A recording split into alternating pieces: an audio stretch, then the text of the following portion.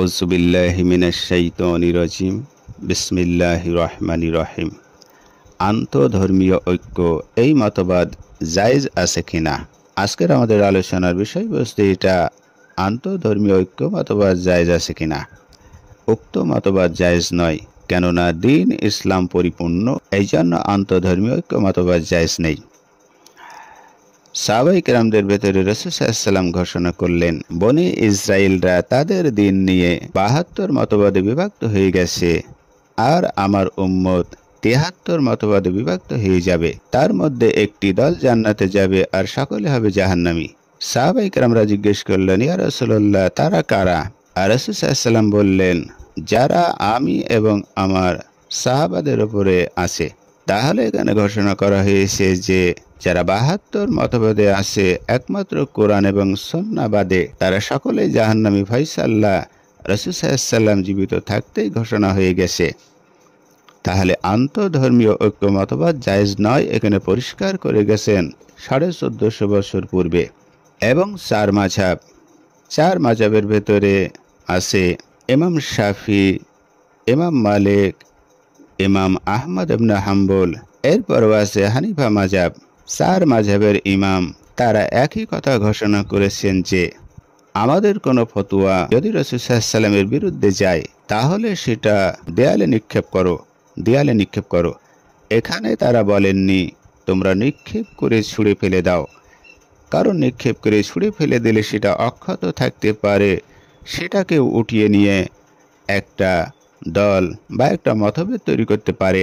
তাই তারা বলেছেন আমাদের কোনো ফতোয়া রাসূল সাল্লাল্লাহু আলাইহি ওয়াসাল্লামের বিরুদ্ধে গেলে সেটা দেয়ালে ছুঁড়ে মারো। আর আমরা জানি দেয়ালে ছুঁড়ে কোনো বস্তু মারলে সেটা অক্ষত থাকে না, অর্থাৎ সেটা গ্রহণযোগ্য থাকে না। ৪ মাযহাবের নেতা ৪ ইমাম তারা পরিষ্কার করেছেন যে আন্তঃধর্মীয় ঐক্য মতবাদ জায়েজ নয়, কোরআন এবং সুন্নাহ জায়েজ। কারণ তারা বলেছেন আমাদের কোনো ফতোয়া রাসূল সাল্লাল্লাহু আলাইহি ওয়াসাল্লামের বিরুদ্ধে গেলে সেটা দেয়ালে ছুঁড়ে মারো। তাহলে আন্তঃধর্মীয় এই মতবাদ জায়েজ নয়। ৪ মাযহাবের ৪ ইমাম পরিষ্কার করে গেছেন কোরআন সুন্নাহকে প্রাধান্য দিতে হবে যদি আমাদের কোনো ফতোয়ার বিরুদ্ধে যায়।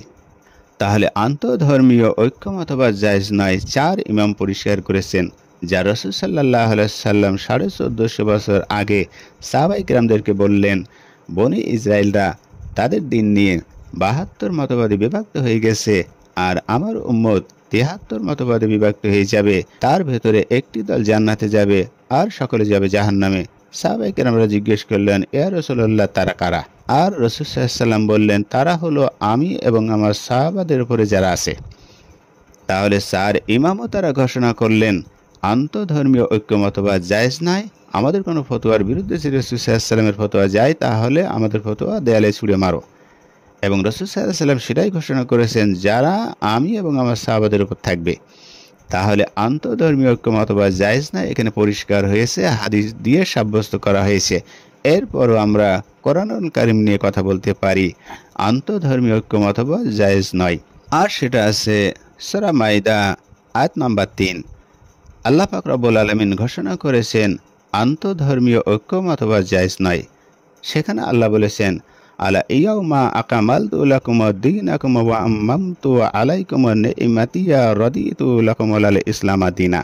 এখানে আল্লাহ পরিষ্কার করেছেন, আজ আমি তোমাদের জন্য তোমাদের দ্বীনকে পরিপূর্ণ করে দিলাম, তোমাদের প্রতি আমার নিয়ামত সমূহ সম্পন্ন করলাম এবং তোমাদের জন্য ইসলামকে দ্বীন হিসেবে পছন্দ করলাম। তাহলে সূরা মাইদায় পরিষ্কার এখানে ঘোষণা করা হয়েছে আন্তঃধর্মীয় ঐক্য মতবাদ জায়েজ নয়, যেটা রাসূল সাল্লাল্লাহু আলাইহি ওয়াসাল্লাম ঘোষণা করেছেন। সাহাবায়ে কেরামরা বললেন, তারা কারা? যারা জান্নাতে যাবে। আর রাসূল সাল্লাল্লাহু আলাইহি ওয়াসাল্লাম বললেন, আমি এবং আমার সাহাবাদের উপরে যারা থাকবে। তাহলে ৭২ মতবাদী যারা, তারা সবাই জাহান্নামে যাবে। তাহলে ৭২ ফেরকাবাজি জাহান্নামী, রাসূল সাল্লাল্লাহু আলাইহি ওয়াসাল্লাম এবং সাহাবাদের উপরে যারা থাকবে তারাই একমাত্র জান্নাতি। এবং ৪ ইমাম তারা সেটাই বলেছেন যে আমাদের কোনো ফতোয়া যদি রাসূল সাল্লাল্লাহু আলাইহি ওয়াসাল্লামের বিরুদ্ধে যায়, তাহলে সেটাকে দেয়ালে ছুঁড়ে মারো। তাহলে ৪ ইমাম তারা মাযহাবকে প্রাধান্য দেয়নি, যে মাযহাবকে প্রাধান্য দিয়ে আজকের আমরা ইসলামের ভেতরে ঐক্যে ফাটল ধরিয়েছি।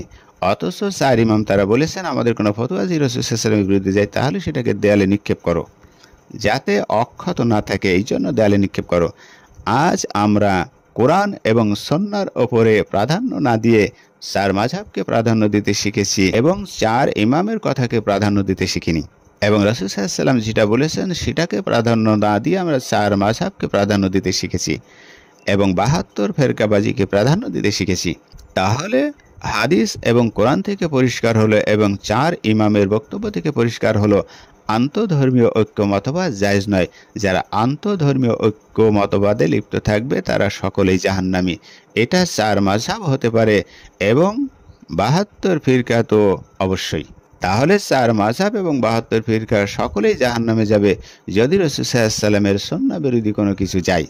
কারণ তারা জাহান্নামে যাবে একথা রাসূল সাল্লাল্লাহু আলাইহি ওয়াসাল্লাম সাহাবাদের কাছে বলেছেন এবং চার মাযহাব সহ ৭২ ফিরকাবাজি জাহান্নামে যাবে। চার ইমাম ঘোষণা করেছেন যে আমাদের কোনো ফতোয়া যদি রাসূল সাল্লাল্লাহু আলাইহি ওয়াসাল্লামের বিরুদ্ধে যায় তাহলে সেটা দেয়ালে নিক্ষেপ করো। তাহলে চার মাযহাব তারা এই দায় ঘাড়ে রাখেননি। আজকের যারা মাযহাব নিয়ে টানাটানি করে কোরআন সুন্নাহর বিরুদ্ধে যায় তারা সকলেই জাহান্নামে। এখানে পরিষ্কার হয়েছে রাসূল সাল্লাল্লাহু আলাইহি ওয়াসাল্লামের হাদিস দিয়ে এবং কোরআনুল কারীম দিয়ে। কারণ আল্লাহ পাক রব্বুল আলামিন সূরা মাইদার ৩ নম্বর আয়াতে ঘোষণা করেছেন, আজ আমি তোমাদের জন্য তোমাদের দিনকে পরিপূর্ণ করে দিলাম। এখানে আন্তঃধর্মীয় ঐক্য মতবাদ নিষেধ করেছেন। এখানে বলা হয়েছে আমি আজ তোমাদের জন্য তোমাদের দিনকে পরিপূর্ণ করে দিলাম, তোমাদের প্রতি আমার নিয়ামত সমূহ সম্পন্ন করলাম। এখানে সম্পন্ন করা হয়েছে এবং তোমাদের জন্য ইসলামকে দিন হিসেবে পছন্দ করলাম। তাহলে এখানে আন্তঃধর্মীয় মতবাদ এই ঐক্য জায়েজ নয়। কোরআন পরিষ্কার ঘোষণা দিয়েছে, যা চার ইমাম তারা ঘোষণা করেছে আমাদের কোনো ফতোয়া রাসূল সাল্লাল্লাহু আলাইহি ওয়াসাল্লামের বিরুদ্ধে গেলে সেটা দেয়ালে ছুঁড়ে মারো। এবং রাসূল সাল্লাল্লাহু আলাইহি ওয়াসাল্লাম বলেছেন বনী ইসরাঈলদের ভেতরে ৭২ মতবাদে বিভক্ত হয়ে গেছে, আমার উম্মত ৭৩ মতবাদে বিভক্ত হয়ে যাবে, আর একদল জান্নাতে যাবে আর সকলে যাবে জাহান্নামে। সাহাবায়ে কেরামরা বললেন তারা কারা? আর রাসূল সাল্লাল্লাহু আলাইহি ওয়াসাল্লাম বললেন তারা হলো আমি এবং আমার সাহাবাদের উপরে যারা আছে।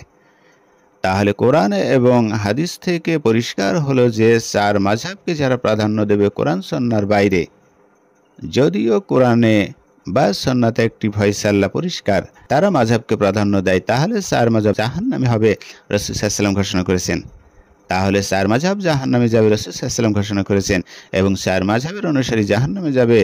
এখানে চার ইমাম ঘোষণা করেছেন। চার ইমামের একই বক্তব্য ছিল আমাদের কোনো ফতোয়া রাসূল সাল্লাল্লাহু আলাইহি ওয়াসাল্লামের বিরুদ্ধে গেলে সেটা দেয়ালে নিক্ষেপ করো। তাহলে মাযহাবকে প্রাধান্য দেবে কোরআন সুন্নাহকে নয়, এমন কোনো মাযহাবই জাহান্নামে যাবে পরিষ্কার করেছেন চার ইমাম। এবং রাসূল সাল্লাল্লাহু আলাইহি ওয়াসাল্লাম আর ঘোষণা করেছেন আল্লাহ পাক রব্বুল আলামিন আজ আমি তোমাদের জন্য তোমাদের দিনকে পরিপূর্ণ করে দিলাম, তোমাদের প্রতি আমার নিয়ামত সমূহ সম্পন্ন করলাম এবং তোমাদের জন্য ইসলামকে দিন হিসেবে পরিপূর্ণ করলাম। তাহলে আল্লাহ পাক রব্বুল আলামিন এখানে পরিপূর্ণ ঘোষণা করেছেন, সাহাবায়ে কেরামরা পরিপূর্ণ ঘোষণা করেছেন, রাসূল সাল্লাল্লাহু আলাইহি ওয়াসাল্লাম পরিপূর্ণ ঘোষণা করেছেন, চার মাযহাবের চার ইমাম তারা পরিপূর্ণ ঘোষণা করেছেন যারা মাযহাবকে প্রাধান্য দিবে এবং ৭২ ফেরকাকে প্রাধান্য দিবে তারা পরিষ্কার জাহান্নামী। একমাত্র আহলে হাদিস যারা আছে, যারা কোরআন এবং সুন্নাহর উপর আমল করার চেষ্টা করে, তারাই একমাত্র জান্নাতি। এখানে পরিষ্কার ঘোষণা করা হয়েছে ইনশাআল্লাহ। আল্লাহ পাক রব্বুল আলামিন আমাদেরকে সমস্ত মতভেদকে নিরসন করে একমাত্র কোরআন এবং সুন্নাহর উপর প্রতিষ্ঠিত থাকার জন্য তৌফিক ও ইনায়াত দান করেন। সকলে বলেন আমিন।